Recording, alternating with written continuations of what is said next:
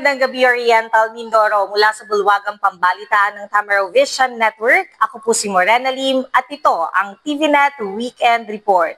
Ika-1 sa buwan ng Pebrero taong 2025. At sa ulo ng mga balita, MOA signing at turnover ng UARM-RSFP isinagawa. Bayan ng Baco, may bagong ABC at SK building, iba pang proyektong infrastruktura na kalinya na. At TVNet, isa sa binigyan ng pagkilala ng NTC Mimaropa sa katatapos lamang na selebrasyon ng ika-5 taong anibersaryo nito. Ibigay ang maximum satisfaction ng pamilya at sa negosyo dahil tuloy-tuloy pa rin ang high-quality service mula sa una at pinagkakatiwalaan sa fast internet connection plus cable TV sa buong Mindoro, ang Tamaraw Vision Network. Serving to the max, sa TVNet kami. Una sa Mindoro, TVNet pa rin. For inquiries, magpunta na sa pinakamalapit na TVNet office sa inyong lugar.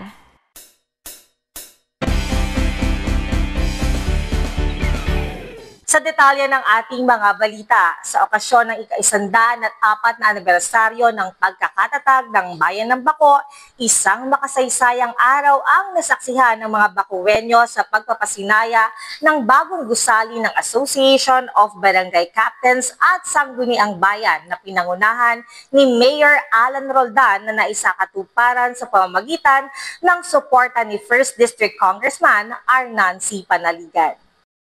Sa okasyon ng ika-104 na taong anibersaryo ng pagkakatatag ng Bayan ng Baco, isang makasaysayang araw na saksihan ng mga Bacueño sa pagpapasinaya ng bagong gusali ng Association of Barangay Captains o ABC at Sangguniang Kabataan o SK na pinangunahan ni Mayor Alan Roldan at naisakatuparan sa pamamagitan ng suporta ni 1st District Congressman Arnan C. Panaligan. Ang nasabing gusali ay nagbigay diin sa kahalagahan ng pagkakaisa at suporta ng mga lingkod bayan, ng lokal na pamahalaan at ng kani-kanilang mga sektor na pinaglilingkuran.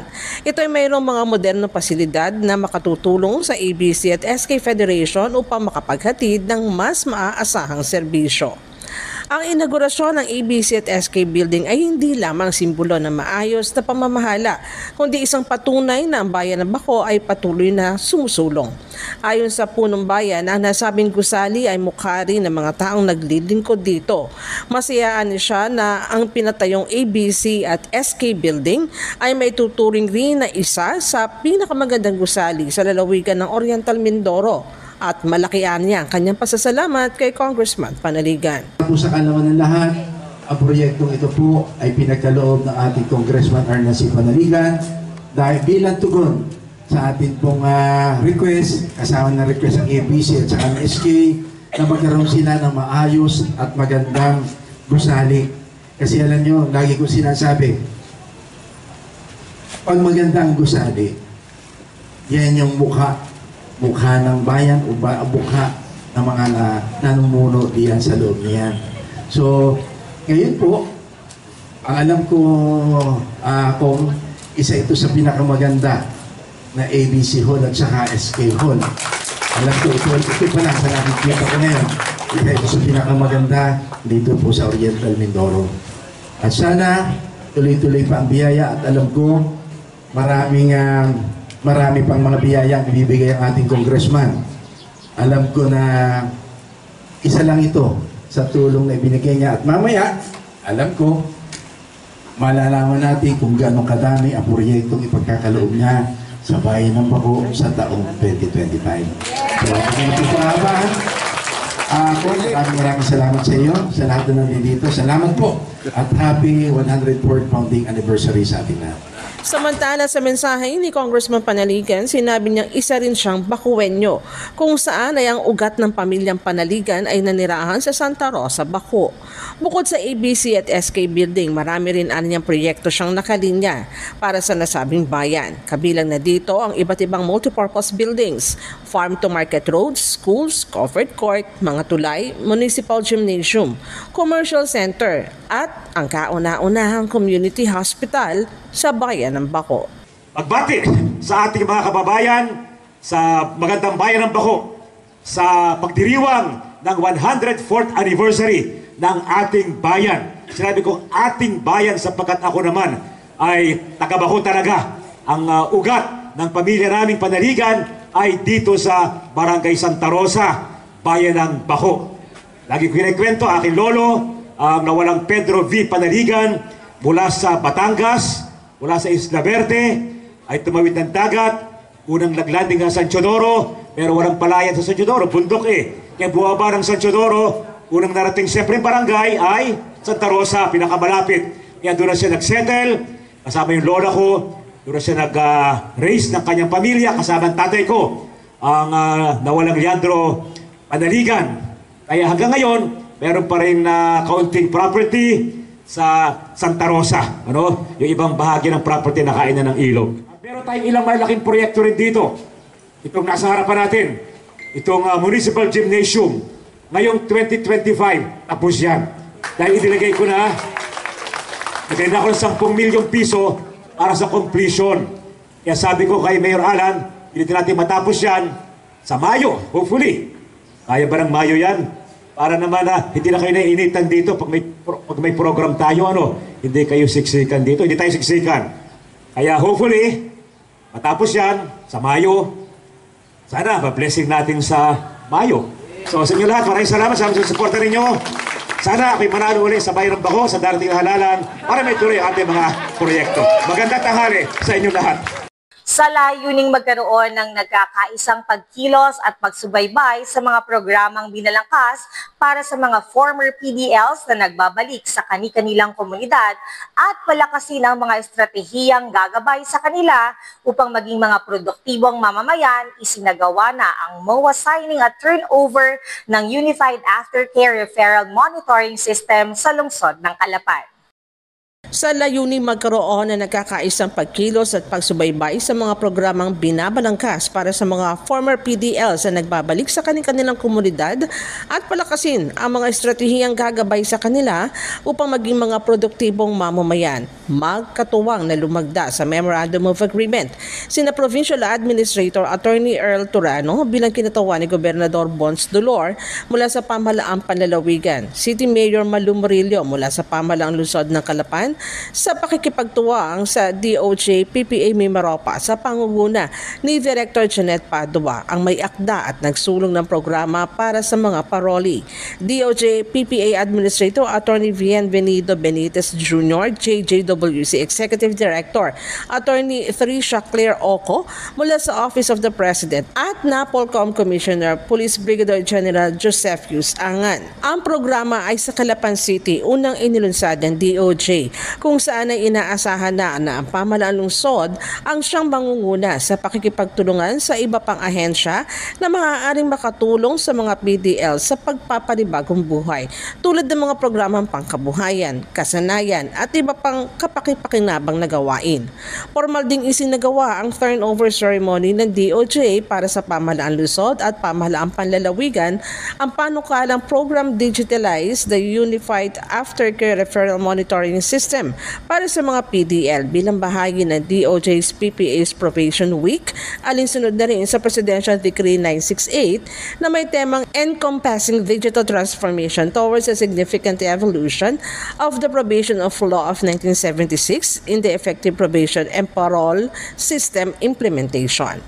Naniniwala naman si DOJ PPA Administrator Benitez na sa pagtutulong-tulong ng LGU at iba pang konsernadong ahensya ng gobyerno ay normal nang makakapamuhay ng maayos sa mga paroli ng may dignidad at nagsisilbing paraan rin ito ng unti-unting pagkawala nila sa naging dati nilang buhay.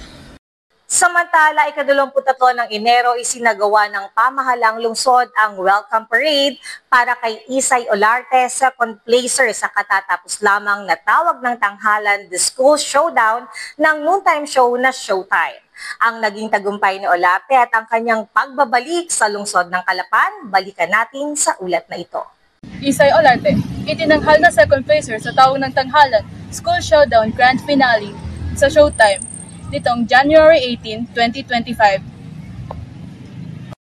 Si Isay ay isang mahusay na mga awit mula sa City College of Calapan na naging kilala sa pamamagitan ng kanyang mga powerful at heartfelt performances sa tawag ng tanghalan.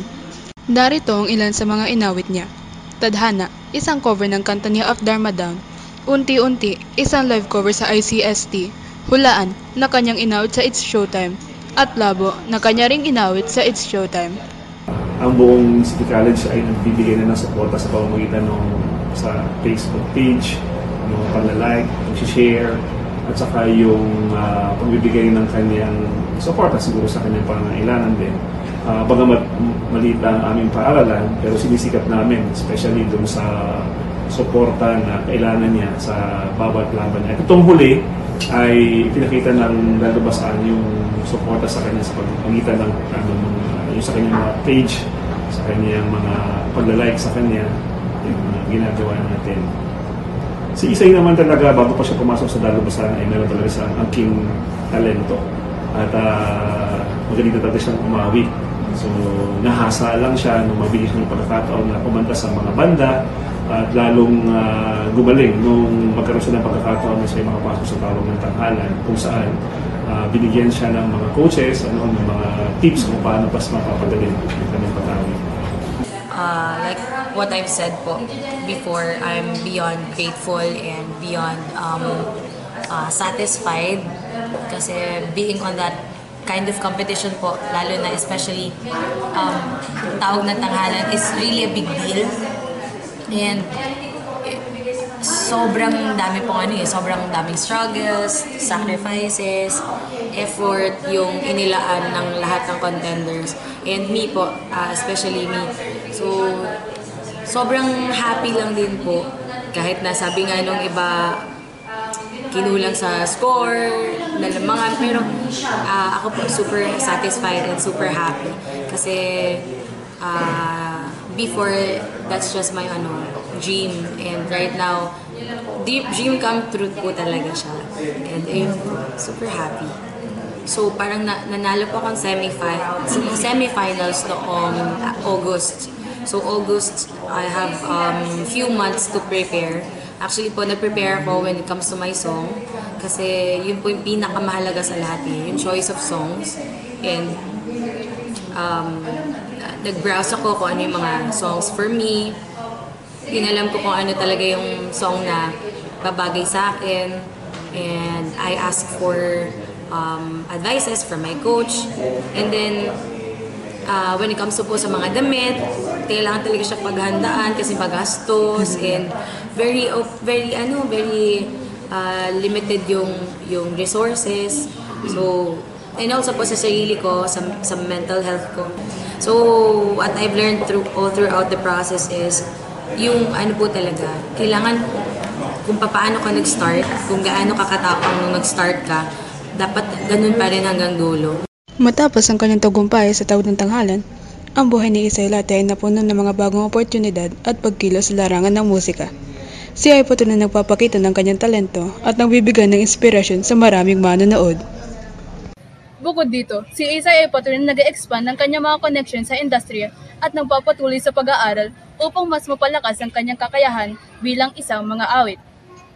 Ang kanyang tagumpay sa tawag ng tanghalan ay nabigay sa kanya ng mas malaking platform upang maipakita ang kanyang talento at magtagumpay sa kanyang mga pangarap. Ako nga pala si Pearl Ashley M. Marasigan, nagbabalita. Magbabalik po ang TVNet Newsline makalipas ang ilang paalala. Bakit ka kasi kumabit? Alam mong di tama yan, di ba? Huwag ka nang gumamit ng pag-aari ng iba. Nakakaperwisyo ka sa mga legal na cable. Lumalabo ang signal nila. Mahiya ka naman, hoy. Illegal na cable mo, putulin na. Ano, gusto mo bang umabot pa sa kulungan? Umiwas ka na sa gulo tsaka skandalo. Huwag maging kabit. Magpakabit ng tama ngayon. Supported by PCTV. Good news po para sa lahat ng subscribers ng Cable TV at Cable Internet. Naisa batas na po ang Anti-Cable Television and Cable Internet Tapping Act of 2013. At ayon dito, bawal makikabit ng Cable TV at Cable Internet. Ang parusa sa sino mang lumabag sa batas na ito ay pagkakakulong at pagbabayad ng malaking multa. Bayad ka na nga, kulong ka pa. Kim Atienza po, nagsasabing pagdating sa batas, hindi weather-weather lang. Huwag maging kabit.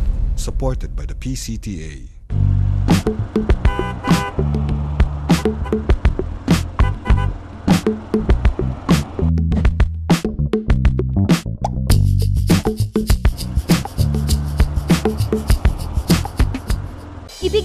maximum satisfaction ng pamilya at sa negosyo dahil tuloy-tuloy pa rin ang high-quality service mula sa una at pinagkakatiwalaan sa fast internet connection plus cable TV sa buong Mindoro, ang Tamaraw Vision Network. Serving to the max, sa TVNet kami. Una sa Mindoro, TVNet pa rin. For inquiries, magpunta na sa pinakamalapit na TVNet office sa inyong lugar.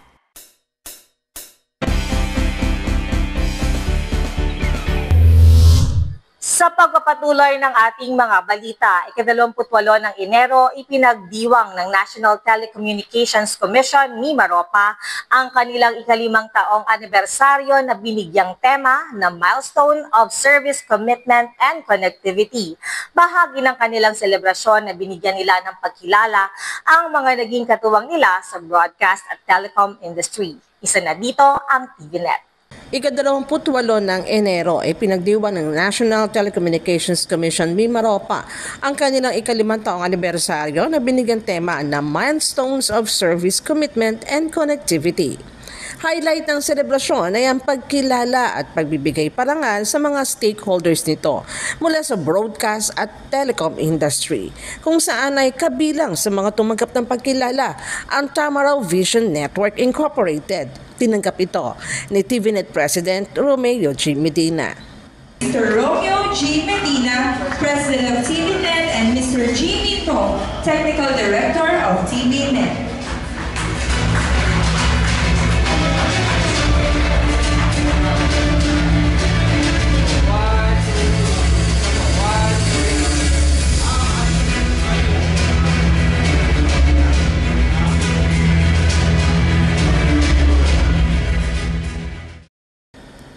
Sa naging mensahe ni NTC MIMAROPA Regional Director Engineer Ronald Cabute, ang nasabing parangal at pagkilala ay bilang pasasalamat sa kanilang stakeholders na naging katuwang nila sa looban na 5 taong pagbibigay ng serbisyo publiko. Dagdag pa nasabing opisyal ang NTC MIMAROPA ang pinakabatang tanggapan ng NTC sa bansa. At sa looban na niya ng 5 taon ay marami ng programa at proyekto silang naipatupad sa rehiyon, katuwang ang iba't ibang ahensya, ganun rin ng mga pribadong grupo at organisasyon. Telecom industry, as well as our co-public servants who contributed to achieve our goals. And we are honored to give back to you your invaluable contributions and unwavering support to NTC MIMAROPA in helping us strengthen the agency's capacity to fulfill its mandate, achieve its objectives, and deliver quality public service to the region. One of our best achievements in our 5-year journey, and despite being the youngest regional office of the NTC, we were able to achieve the highest accomplishment in the physical performance targets for the fiscal year 2024 among all the regional offices of the Commission. Part po kayo nito. Kasama po namin kayo sa aming tagumpay. Gusto mo bang maging influencer at magkaroon ng chance na manalo ng cash prize? Ito na ang pagkakataon dahil ang Pag-ibig Fund may alok na Pag-ibig 1+1 raffle promo. Kung paano, alamin natin ang detalye sa balitang ito. Simula nakaraang buwan ng Disyembre taong 2024 nang inilunsad ng Pag-ibig Fund ang kanilang 1+1 raffle promo na naglalayong hikayatin ng mga overseas Filipino workers o OFWs at mga manggagawa mula sa other earning group sectors kagaya ng mga kasambahay, market vendors, public utility vehicle drivers, construction workers at iba pa na maging miyembro o i-reactivate ang kanilang Pag-ibig membership. Paano nga ba sumali sa nasabing promo? Bilang Pag-ibig influencer, dapat ay kasalukuyang miyembro ka ng Pag-ibig na nasa pagitan ng 18 hanggang 64 years old. Dapat ay mayroong hindi bababa sa 1 buwang hulog sa loob ng nakaraang 3 buwan sa kanilang Pag-ibig regular savings. Dito, maaari kang mag-imbita ng mga kakilala o kaibigan na hindi pa miyembro o inactive ang kanilang Pag-ibig membership.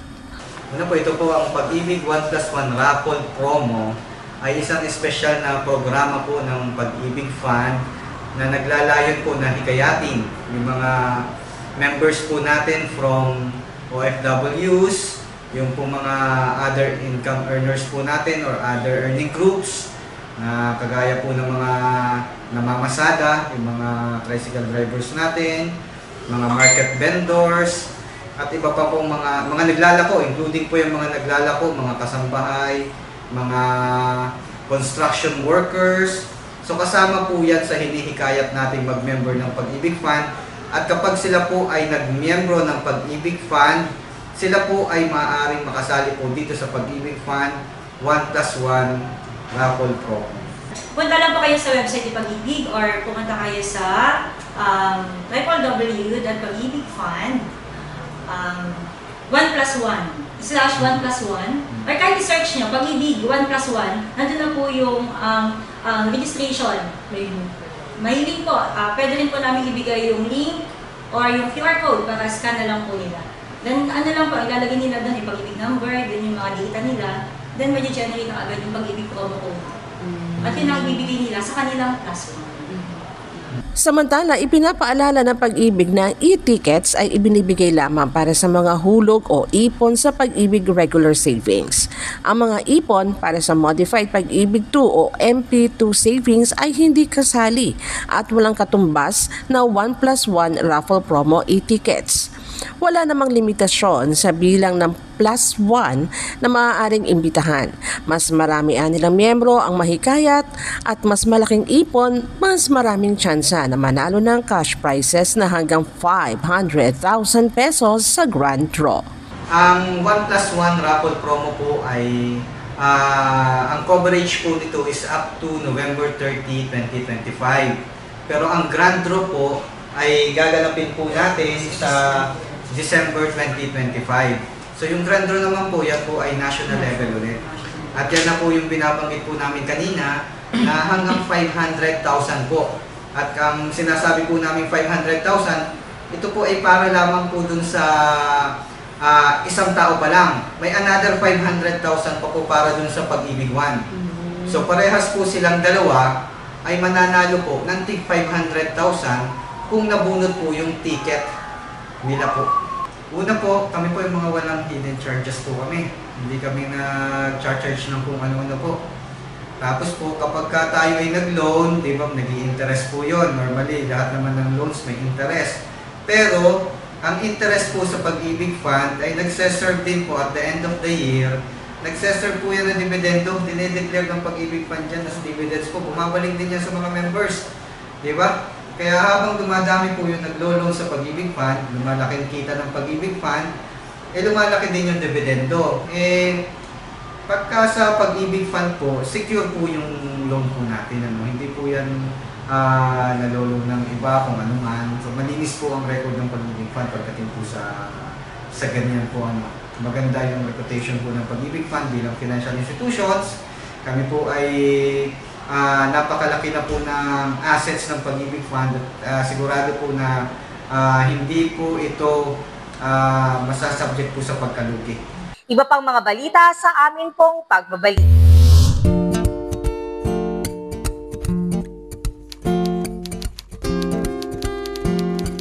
Inday, pakiligpit nga itong mga kinalat ng mga bata. Noon, gusto ko makapag-aral. Pero walang oras dahil full-time ang trabaho ko. Pero ngayon, dahil sa online classes ng Solar Learning at DepEd Alternative Learning System, natupad na ang pangarap kong makapag-aral. Good day, ka-learners! Welcome to another episode. Hindi ko na kailangan pumasok sa eskwelahan. Nakakapag-aral ako sa oras na gusto ko. Anytime! Nagkaroon ako ng second chance sa pag-aaral. At dahil recognized ito ng DepEd, sigurado ako sa diploma. This lesson, you should be able to. You learned about the persons. Sa wakas, matatapos ko na ang high school ko. Ay, salamat din nga pala kay ate. Ina-sponsor niya ako na ma-enroll sa Solar Learning.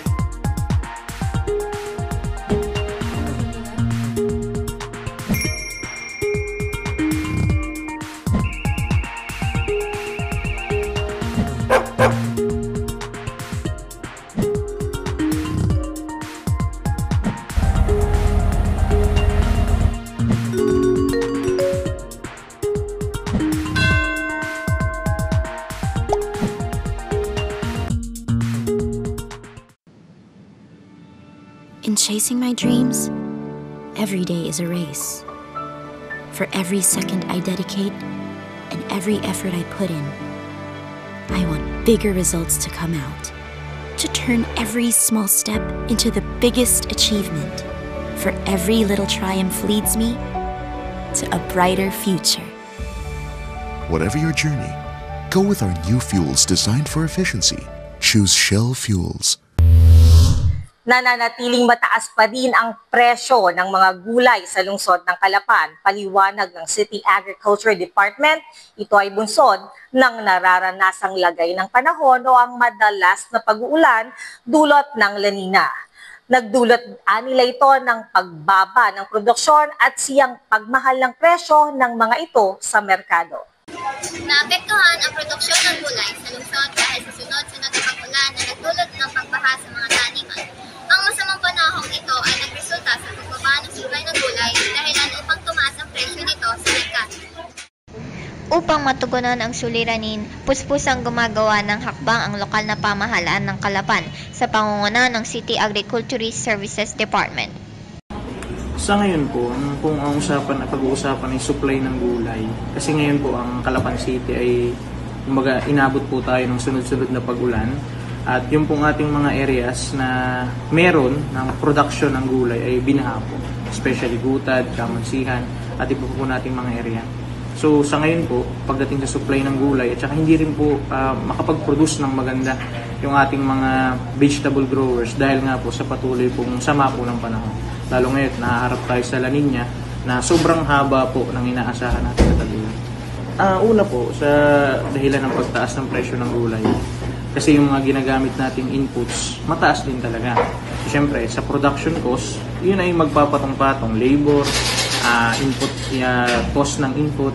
So, lahat yun ay magiging makaka-apekto talaga sa pagtaas ng presyo ng ating gulay. At additional pa dun, yun nga, yung mga masasamang panahon, bad weather condition na nakaka-apekto dun sa ating production. So, syempre, pag unti ng ating supply, edi syempre pagtaas po ng ating presyo. Upang mapalakas ang produksyon ng gulay, isa sa mga strategiya ay ang pamamahagi ng seedling sa halim na mix upang mabilis itong maitanim ng mga magsasaka. Nagsasagawa rin ng mga pagsusuri sa iba't ibang uri ng gulay upang matukoy ang mga tanim na angkop sa lupain sa kahit ng lungsod. Sa ilalim ng Kadiwa program, binibigyan ang mga vegetable growers ng iba't ibang anyo ng ayuda upang matulungan silang makabawi at mapababa ang presyo ng gulay. Yun kasi pong presyo ng gulay, kung dito lang sa pamilihan natin, isa kasi siyang kumbaga nationwide na problema talaga. Pero yun nga, isa sa pwedeng maging solusyon, yun nga, yung pagpasok ng mga gulay natin galing sa kabila. Ang problema lang natin doon, mamamatay kasi yung mga local producer natin dito. Kasi syempre, ang production dito, cost of production dito, mas mahal. Kaya mas mahal talaga ang presyo ng gulay na nandito. Pero unlike dun sa mga nasa labas, mas mura yung cost of production nila doon. Kaya pag dinala dito, mas mura yung benta nila ng gulay. So pwedeng maging resulta yun. Ang problema lang natin ay mamamatay naman yung ating mga local producer. Pero ang ginagawa ngayon ng Department of Agriculture through AMAD, yung Kadiwa program natin, na nagbibigay sila ng puhunan dun sa ating mga vegetable growers, tapos binibigyan din sila ng mga transport vehicles para at least yun yung maging paraan. Tapos nagbibigay din sila ng mga inputs para at least mas mapababa sana yung presyo ng gulay natin. Pero yung kung kailan, mahirap pong sagutin yun kasi syempre may panahon tayong kalaban, yung pabago-bago ng presyo, inflation, kaya mahirap pong asahan na kung kailan. Pero gumagawa po ng paraan ng Department of Agriculture at saka po ang City Government of Calapan para masolusyonan po yung problema natin. Pagkaman hindi pa matukoy kung kailan bababa ang presyo ng gulay, nananatili ang determinasyon ng lokal na pamahalaan na suportahan ang mga magsasaka at tugunan ang pangangailangan ng mga mamamayan sa gitna ng hamon ng masamang panahon. Sa darating na Marso, inaabangan na ng ilang mga Kalapenyo ang pagdiriwang ng anibersaryo ng lungsod ng Calapan. Bukod sa libreng konsyerto at mga makabuluhang aktibidad, isa ang Kalap Festival sa Inaantabayanan kung saan sa pagtatanghal ng bawat kalahok ay sumasalamin sa mayamang kasaysayan ng lungsod ng Calapan. Isang ganapan ang inabangan ng ilang mga Kalapenyo sa pagdating ng buwan ng Marso, sapagkat ito ang buwan kung kailan gaganapin ang pinaghahandaang founding anniversary sa lungsod ng Calapan. Tuwing ika-21 ng Marso, ang Calap Festival ay isa sa mga aktibidad na idiniriwang para sa founding anniversary ng Calapan City. Ito ay inilunsad noong taong 2009 at patuloy na isinasagawa taong-taon. Ang Calap Festival ay 4 na beses nang napabilang sa Mimaropa Region, kung saan ay nagwagi ng 3rd place noong 2017 at ng 2nd place noong 2018. Main objective nun is to commemorate the cityhood of Calapan City. That there yung Calap, doon ay Calapan. Which means Calap is pangangalap ng punong kahoy. We participate in the Mimaropa Festival street dancing competition way back 2016, 2017, and 2018 na yung tatlong yun is nasa top 3 kami lagi. So bilang mataas is second place. Second place in 2017 in Romblon. Socially, ang impact niya is nagiging mas aware ang locals about sa history ni Calapan. So, economically, mas nag-boom yung mga establishments natin dito kasi mas nadami yung mga turista and then yung mga locals na nauwi from other municipalities para makita nila yung mag-celebrate with founding anniversary / na festival na malaman ng bawat Kalapenyo na from a small town tayo is business hub na isang business hub city na target maging MICE destination from the region. Kailangan natin yun, ang day na yun ma-remember. Maalala kung saan tayo nagsimula at makita ko ang meron tayo. Sila galing at even kung ano ang ipagmamalaki ng city when it comes to history. Mula sa salitang Tagalog na kalap, nang ibig sabihin ay kumolekta, dito hinubog ang pangalan ng piyesta upang maipakita ang kasaysayan ng Calapan. Ayon sa Calapan City Culture and Arts Office, ang pagdiriwang ng Calap Festival ay isang hakbang upang maipalarawan sa mga mamamayan, lalo na sa mga kabataan, ang kultura, etika at kasaysayan ng lungsod ng Calapan. Sa pamamagitan ng pagdiriwang ng Calap Festival, mauhubog ang kaalaman ng tao sa mayamang kasaysayan at kultura sa lungsod ng Calapan.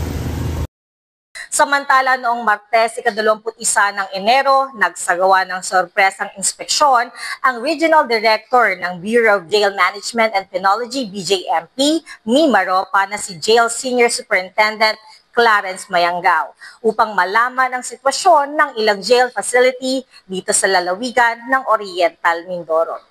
Martes, ika-21 ng Enero, nagsagawa ng sorpresang inspeksyon ang Regional Director ng Bureau of Jail Management and Penology o BJMP Mimaropa na si Jail Senior Superintendent Clarence Mayangao upang malaman ang sitwasyon ng ilang jail facility sa lalawigan ng Oriental Mindoro. Nakipag-usap si Mayangao sa mga lokal na opisyal ng BJMP at binigyan diin ang naging direktiba ng BJMP National Headquarters na ang mga pasilidad nito ay dapat nagpapatupad ng iba yung pag-iingat para sa pangkalatang seguridad at ang mabuting pamamahala ang siyang dapat sundin sa mga kulungan na pinamamahalaan ng nasabing ahensya. Inatasan din ito mga custodial officers na dagdagan ang dalas ng random search operation sa mga selda ng kulungan upang matiyak na ang pasilidad ay libre sa anumang uri ng kontrabando, partikular na ang mga bladed weapons, sigarilyo at illegal na droga. Bilang tugon naman ay nagpahayag ng kanilang buong suporta ang mga local lokal na opisyales ng kulungan sa polisiyang ipinatutupad ng Regional Shield Bureau, partikular sa security agenda sa pagtiyak na sila ay ligtas habang nagpapatupad ng mga programa sa reforma para sa mga persons deprived of liberty o PDLs. Kabilang sa mga jail facility na binisita ng opisyale ang district jails ng Dauhan at Calapan City. Ayon ito sa ibinigay na impormasyon ng BJMP Mimaropa Operations at Information Jail Officer 3 Geoffrey Anglo. Ayon kay Anglo, ang mga pangunahing kawani mula sa Health, Legal Operations, Logistics at Human Resources Divisions ng BJMP Regional Office Mimaropa ay nakatakdang magsagawa ng karagdagang pag-aaral na naglalayong pahusayin ang pagsusuri sa mga pangunahing suliranin ng 19 na jail facilities nito sa rehiyon. Isasama din sa magiging talakayan ay kung papaano pinakamahusay na makabuo ng panlabas na suporta mula sa lokal na pamahalaan, pribadong sektor at iba pang stakeholders upang makatulong na matugunan ang mga pangangailangan para sa mas maayos na operasyon ng mga piitan sa Southwestern Tagalog Region. Maaari niyo rin po kaming mapanood sa YouTube. I-type lamang ang TVNet Newsline. Bisitahin at ilike rin ang aming Facebook page, Newsline Channel 10. At yan po ang kabuuan ng mga balitang nakalap ng Newsline staff and crew sa mga nakalipas na araw. Para po sa inyong comments o suggestions, mga balita at impormasyon na nais ninyong iparating sa aming programa, tumawag po lamang sa 043-288-4240. Ito po ang TVNet Newsline, katotohanan at serbisyo hatid sa mga Mindoreño. Ako po si Morena Lim, maraming salamat sa inyong pagsubaybay.